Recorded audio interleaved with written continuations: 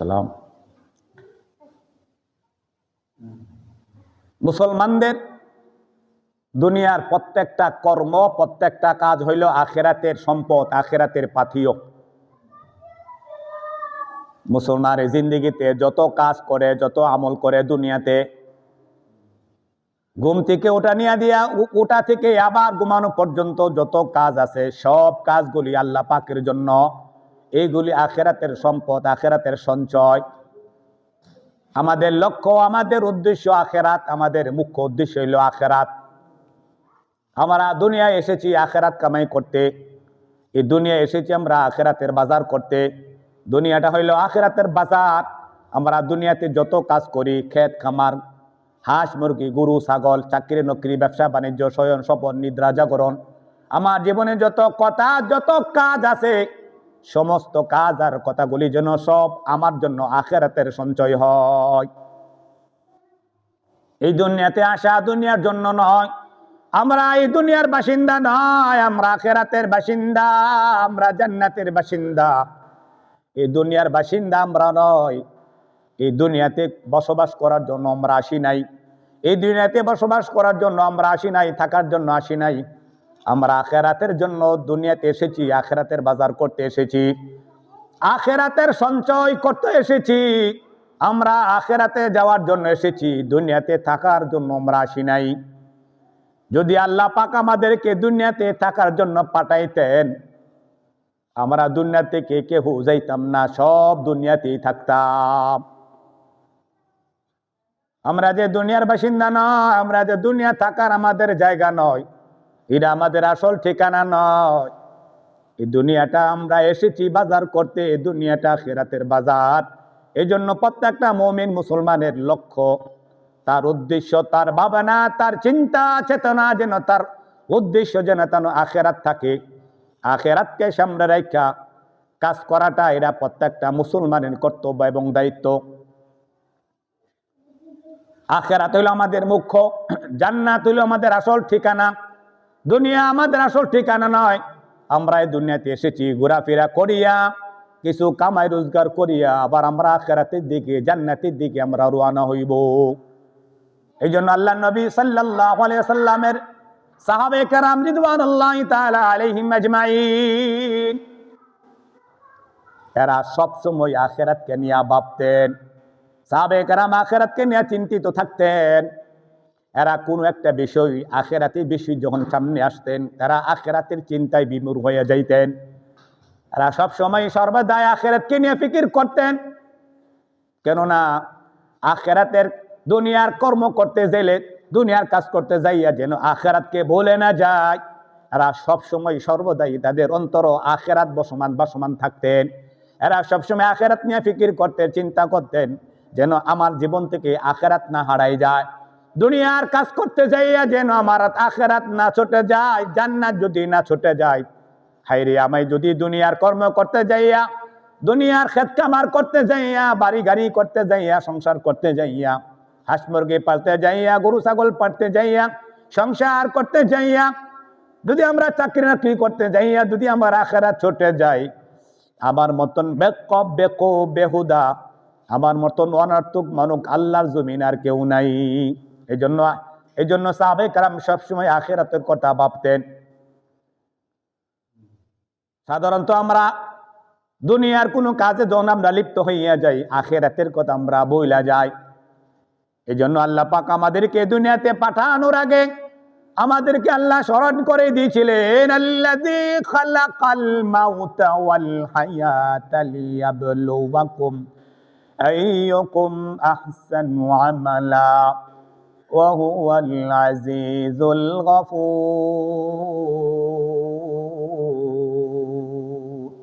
আল্লাহ বলেন, দুনিয়া তোমার জন্য মুখ্য উদ্দেশ্য নয়, দুনিয়া তোমার থাকার জায়গা নয়।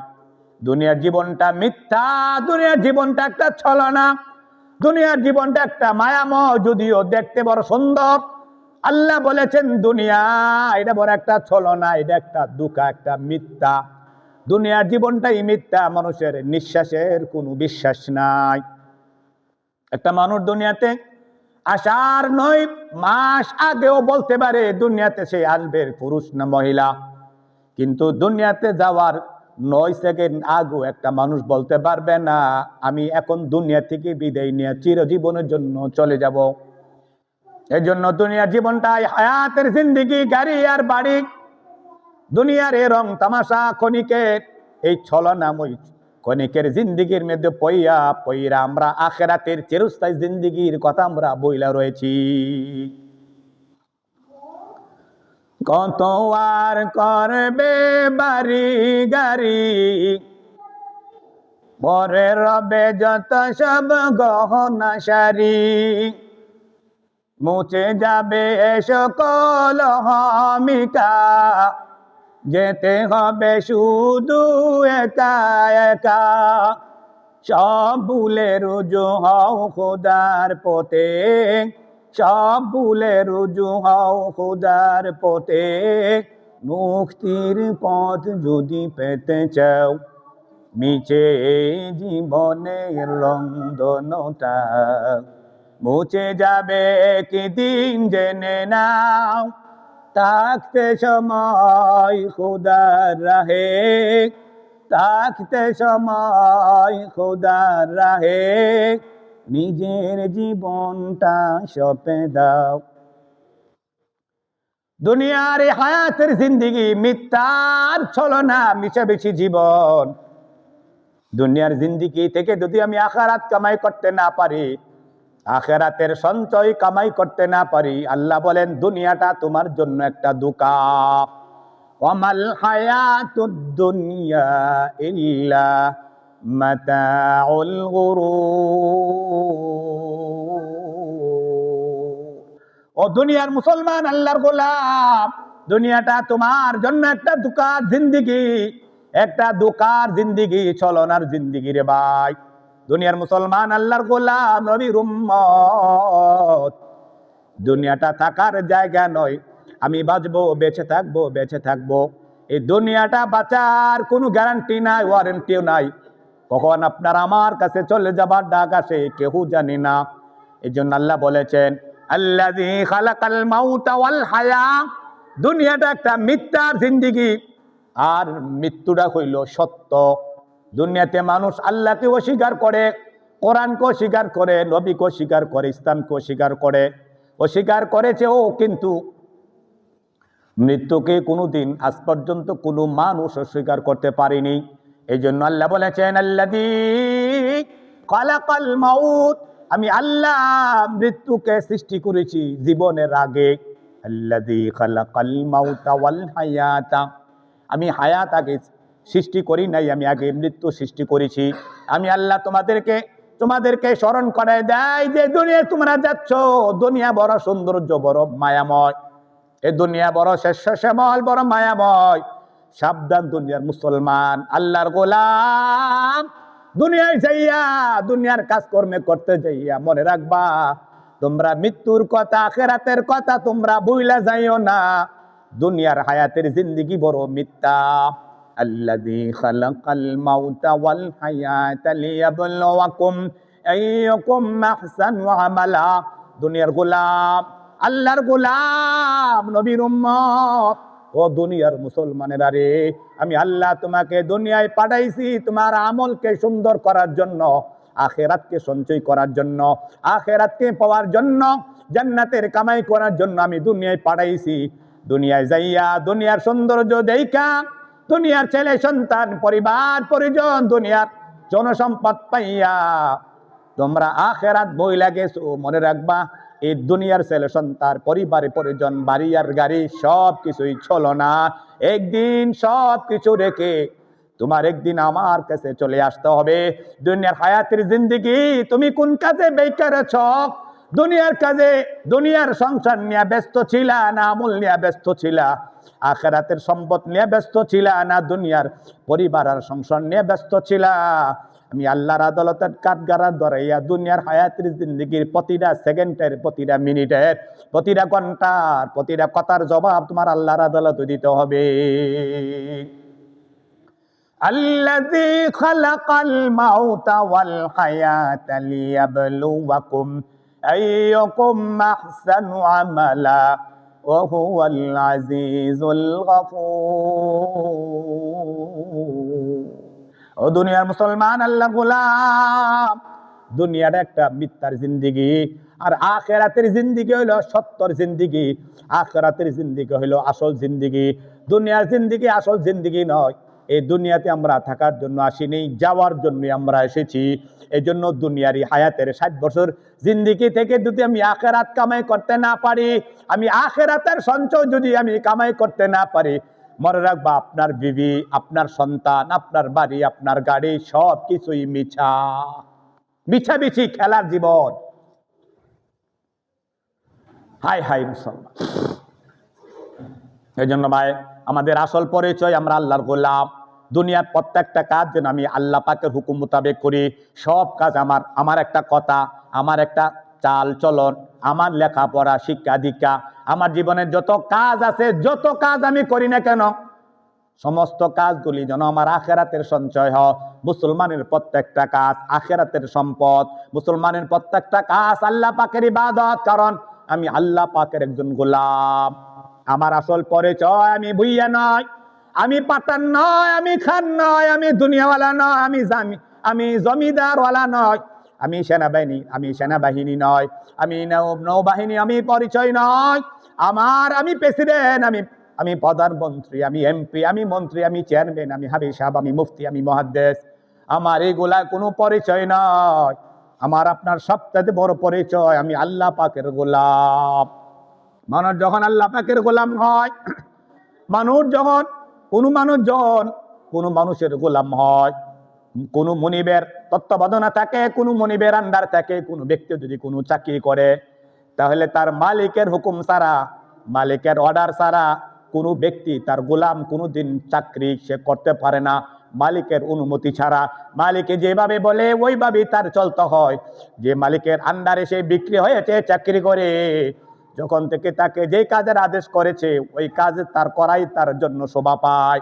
এই জন্য আমাদের সবচেয়ে বড় পরিচয় আমরা আল্লাহ পাকের গোলাম। দুনিয়ার প্রত্যেকটা কাজ যেন আল্লাহ পাকের গোলামি প্রকাশ পায়। এইটা হইল বুদ্ধিমান মানুষের কাজ। রাসূলুল্লাহ মেরাজে গিয়েছিলেন না? আপনাদের হুজুর আলোচনা করতে নাই সবাই মেরাজের আলোচনা। আল্লাহ বলেন সুবহানাল্লাযী আসরা বিআবদিহি লাইলাম মিনাল মাসজিদিল হারামি ইলাল মাসজিদিল আকসা আল্লাযী বারাকনা হাওলাহু লিনুরিয়াহু মিন আয়াতিনা ইন্নাহু হুয়াস সামিউল বাসীর। আল্লাহ বলেন, ও দুনিয়ার মুসলমান, আল্লাহর গোলাম, আমার প্রিয় হাবিব, আমার দোস্ত, ওই দোস্তর সবচেয়ে বড় পরিচয় কি তোমরা জানোনি? আমি আল্লাহ বলেছি সুবহানাল্লাযী আসরা বিআবদিহি। আমার নবীকে আল্লাহ পাক বলেছেন আমার বান্দা, আমার গোলাম। নবীর সবচেয়ে বড় পরিচয়, নবী ছিলেন আল্লাহ পাকের গোলাম। নবী আল্লাহ পাকের গোলামি এমন ভাবে করেছে, আল্লাহর গোলামের উপরে, আল্লাহ দুস্তের ইবাদতের উপরে, গোলামের উপরে আল্লাহ এত খুশি হয়েছে। খুশি হইয়া আল্লাহ পাক রব্বুল আলামিন দোস্তকে বললেন, দোস্ত রে, আমি তোমার ইবাদতের উপরে, আমি যে দিন তোমার কাছে দিয়েছি, তোমার ইবাদতের দ্বারা, তোমার দায়িত্বের দ্বারা আমার দিন পরিপূর্ণতাই লাভ করেছে। আমি আল্লাহ তোমাকে দাওয়াত করেছি, আমি জিবরাইলকে পাঠাইছি, তুমি আমার কাছে চলে আসো। আমি আল্লাহ তোমাকে আমার কাছে আইসা, আমার কাছে আনিয়া আমি তোমাকে দুনিয়ার সর্বোচ্চ মর্যাদা দান করব। নবীর সবচেয়ে বড় পরিচয় ছিলেন, নবী কি ছিলেন? আল্লাহ পাকের গোলাম। নবী এমন ভাবে গোলামি করতেন, এশার নামাজের পরে নামাজে দাঁড়াইতেন, নামাজে দাঁড়ায়া থাকতে থাকতে রাসূলুল্লাহর পা মোবারক পর্যন্ত ফুইলা গেছে। এই জন্য নবীকে আল্লাহ বলেছেন সুবহানাল্লাযী আসরা বিআবদিহি। নবী কি ছিলেন? আল্লাহ পাকের গোলাম ছিলেন। এই জন্য নবীর সবচেয়ে বড় পরিচয় আল্লাহ পাকের গোলাম। মানুষ যেন দুনিয়াতে আল্লাহ পাকের গোলামি যেন করতে পারে, আল্লাহ পাকের গোলামি যেন করতে পারে, আল্লাহ পাকের বন্দেগী যেন মানুষ করতে পারে। দুনিয়ার মুসলমান আল্লাহর গোলাম আর আল্লাহ পাকের বান্দি যেন আল্লাহ পাকের ইবাদত আর গোলামি করতে পারে, শিক্ষা দেওয়ার জন্য রাসূলুল্লাহকে দুনিয়ার জীবনে প্রেরণ করেছে। এই জন্য রাসূলুল্লাহকে দুনিয়ার সবচেয়ে বড় গোলাম বলা হয়। আমরা কালিমা শাহাদাতের মধ্যে পড়েছি, কালিমা শাহাদাত পড়ছেন না? আশহাদু আল্লা ইলাহা ইল্লাল্লাহ ওয়া আশহাদু আন্না মুহাম্মাদান আবদুহু ওয়া রাসূলুহু। আপনি যদি আবদে রাসূল না বলেন, আপনি এই হাদিসটাকে আপনি বিশ্বাস করলেন না। আশহাদু আল্লা ইলাহা ইল্লাল্লাহ ওয়া আশহাদু আন্না মুহাম্মাদান আবদুহু ওয়া রাসূলুহু। আমরা কালিমায়ে তাওহীদ আছে একটা, আর কালিমায়ে শাহাদাত, দুইটা কিন্তু দুই জিনিস। কালিমায়ে শাহাদাত একটা, আর কালিমায়ে তাওহীদ হলো একটা। কালিমা তাওহীদ হলো লা ইলাহা ইল্লাল্লাহু ওয়াহদাহু লা শারীকা লাহু লাহুল মুলকু ওয়া লাহুল হামদু ইউহয়ি ওয়া ইউমীতু বিয়াদিহিল খায়র ওয়া হুয়া আলা কুল্লি শাইইন কাদির। আর কালিমায়ে শাহাদাত আশহাদু আল্লা ইলাহা ইল্লাল্লাহ ওয়া আশহাদু আন্না মুহাম্মাদান আবদুহু ওয়া রাসূলুহু। রাসূলকে আবদে রাসূল বলা হয়। রাসূলের সবচেয়ে বড় উপাধি রাসূল আল্লাহ পাকের আবদে রাসূল। রাসূলকে গোলাম বানিয়ে প্রেরণ করা হয়েছে আমাকে আপনাকে গোলাম ইবাদত শিক্ষা দেওয়ার জন্য। রাসূল দুনিয়ার জীবনে কি করেছে? সংসার করেছে, বিয়া শাদী, লেনদেন, ব্যবসা বাণিজ্য, চাকরি নকি, যা কিছু করেছে সব আল্লাহ পাকের গোলামি মনে কইরাই করেছে। এই জন্য আমাকে আপনাকে দুনিয়ার জীবনে, আমার জীবনে যত কাজ আছে সমস্ত কাজের মধ্যে যেন আমি আল্লাহ পাকের গোলামি প্রকাশ পাই। এই জন্য আল্লাহ আমাকে দুনিয়ার জীবনে গোলামের উপাধি দিয়ে দুনিয়ায় প্রেরণ করেছেন। সুবহানাল্লাযী আসরা বিআবদিহি লাইলাম মিনাল মাসজিদিল হারাম ইলাল মাসজিদিল আকসা ইলাল মাসজিদিল আকসাল্লাযী বারাকনা হাওলাহু লিনুরিয়াহু মিন আয়াতিনা ইন্নাহু হুয়াস সামিউল বাসীর। আমার জীবনের মরণ, আমারই জীবন, আমারই মরণ, আমার এই জীবনে যেন আল্লাহ পাকের গোলামি প্রকাশ পায়। আমার এই জীবনে যেন আমার মৃত্যুরা যেন আল্লাহর জন্য হয়। আল্লাহ বলেছেন, নবী বলেছেন, ও দুনিয়ার মুসলমান, আল্লাহর গোলাম, আমি তোমাকে জীবন দান করেছি, মনে রাখবা তোমার এই মৃত্যুরা যেন আমার জন্য হয়। জীবনটা কার বলেন? জীবনটা আল্লাহ আপনাকে দিয়েছে। এই জীবনটা আপনার ব্যয় করবেন। এই জীবনটার জন্য আল্লাহ বলেন, এই জীবনটা তুমি কাটাও, মৃত্যুরা যেন আমার জন্য হয়। আল্লাহ বলেছেন, ইন্না সালাতি ওয়া নুসুকি ওয়া মাহইয়ায়া ওয়া মামাতি লিল্লাহি রাব্বিল আলামিন। আমার জীবন, আমারই মরণ, আমার নামাজ, আমার কুরবানি, আমার রোজা, আমার জীবনে যত কাজ আছে, সমাজ চালাও, মসজিদ চালাও, মাদ্রাসা চালাও, হাটে বাজারে যাও, দুনিয়ার সমস্ত কাজগুলি যেন তোমার আল্লাহ পাকের গোলামি হয়, আল্লাহর জন্য সবগুলি কাজে নিবেদিত হয়। আমার জন্য আমার কোনো কাজ নাই, আমার জীবনটাই আমার নাই। আমার জীবন কার? আমার জীবন আল্লাহর। আমার এই চোখ আমার নয়, আমার এই জবান আমার নয়। আপনার এই জবান দ্বারা যদি দুনিয়ার একটা কথা বলেন, মানুষকে গালি দেন, বকা দেন, মানুষের জায়গা জমি দখল করেন, আত্মসাৎ করে জবান দ্বারা।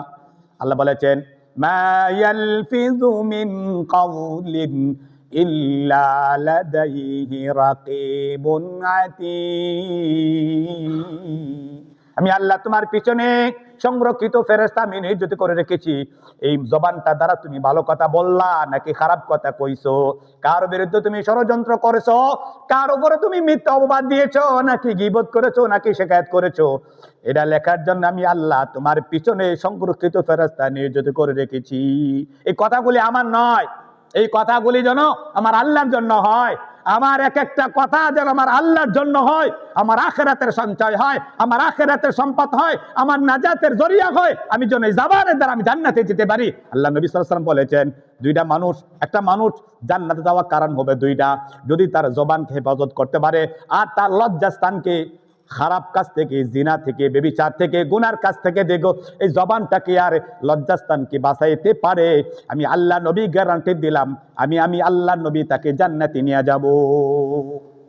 এই জন্য দুনিয়ার আমার প্রত্যেকটা কাজ, দুনিয়ার আমার প্রত্যেকটা কর্ম যেন আমার আল্লাহর জন্য হয়। এই জন্য বলতেছিলাম ভাই, এই দুনিয়ার আমার হায়াতের জিন্দিগি মিথ্যা। এই মাহে রমজানের রোজা আমার কোনো সমস্যা নাই, গ্যাস্ট্রিক নাই, আতা সুতা, কত জাতের সুতা বাই করে আল্লাহকে ফাঁকি দিত।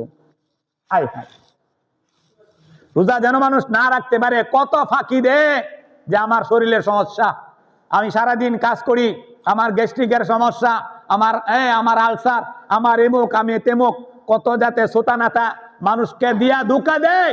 তুমি মানুষকে বুঝাইতে পারবা, কিন্তু হাসরে ময়দানে মাহশারে তুমি আল্লাহকে বুঝাইতে পারবা না তুমি কেন রোজা রাখো না।